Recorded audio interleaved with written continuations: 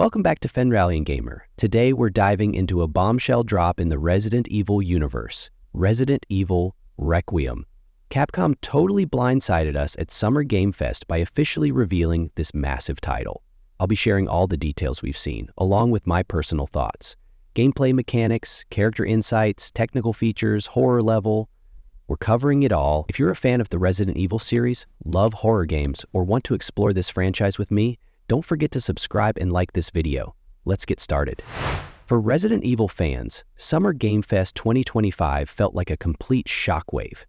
Capcom waited until the very end to announce Resident Evil 9, aka Resident Evil Requiem. No gameplay footage, just a cinematic teaser, but honestly, that short trailer was more than enough. The dark atmosphere instantly brought back memories of classic Resident Evil, but this time, there's a new main character, and the story seems to revolve around a deeply personal drama. The protagonist introduced in the trailer is Grace Ashcroft, the daughter of Alyssa Ashcroft from the Resident Evil Outbreak games.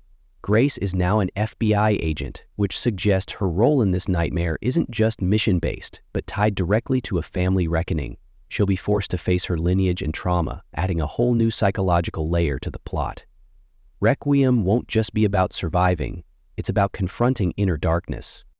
What surprised me was Capcom's own words about Requiem. The tone and gameplay of the series are completely changing. If that's not just a marketing line, we're about to experience a whole new kind of Resident Evil. The cinematic shots shown in the trailer clearly hint at a heavily narrative-driven experience. But I'll admit, I'm cautious. When I hear cinematic action, my mind immediately flashes back to Resident Evil 6, and yeah, that imbalance still haunts me.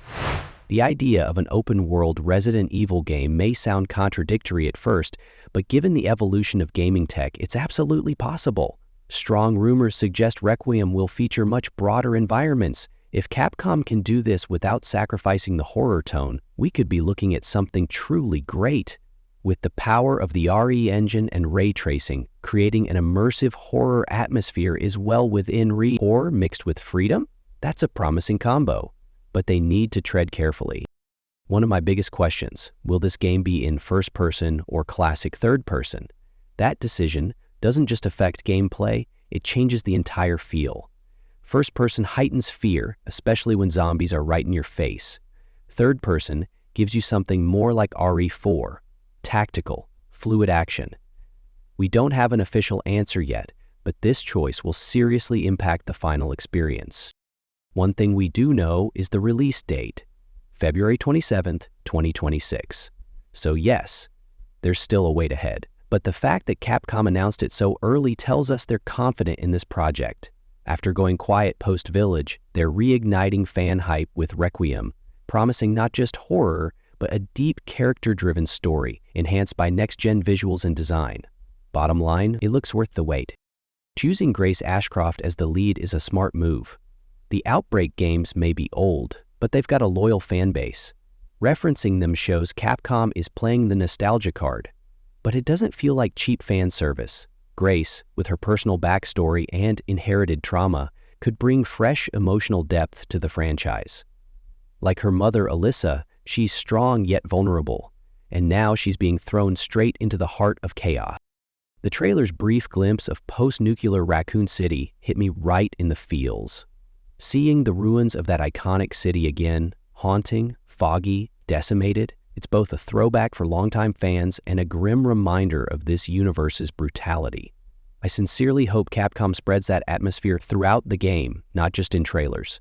Because Resident Evil isn't just about zombies, it's about dread, darkness, and despair. Technically, the RE engine is looking better than ever. Lighting, animations, environmental detail, it was just a teaser, but already impressive. Those ray-traced shadows and decrepit structures screamed quality. If they match this with large, explorable maps, we're in for a horror game that blends immersion with freedom, and I'm all in. What excites me most is that Capcom hasn't shown us much, and that's a good thing. Resident Evil is at its best when it leaves you uncertain, constantly guessing. No clear answers yet, no full gameplay, just questions. Who's Grace really up against? Is Leon involved? How open is this world going to be? And that mystery is exactly why we're all hyped.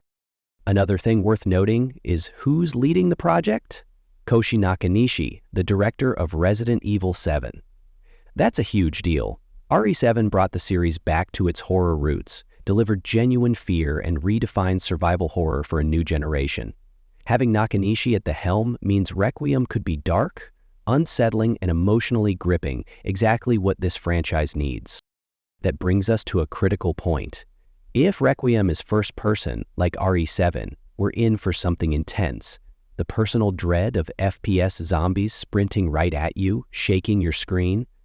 It works. But third person, like RE4, has its strength too. Control, spatial awareness, pacing. We still don't know which way it'll go, and honestly, I'm dying for that confirmation. Now, let's talk about cinematic action. That phrase instantly gave me chills. Not the good kind. I remember RE6 all too well. Over-the-top action that lost sight of the horror. If Requiem is going cinematic, it has to be done with restraint. Resident Evil can't afford to lose its survival DNA again. But here's where it could work. If cinematic moments are intertwined with Grace's emotional journey, not just explosions, but memories, trauma, guilt, then the storytelling could truly shine. It's not just about what you fight, but why. And if Requiem nails that emotional context, Grace could become one of the series' most memorable protagonists. Throughout the trailer, one theme stood out: loneliness. Grace always appears alone, wandering foggy streets, dim corridors, haunted by the past.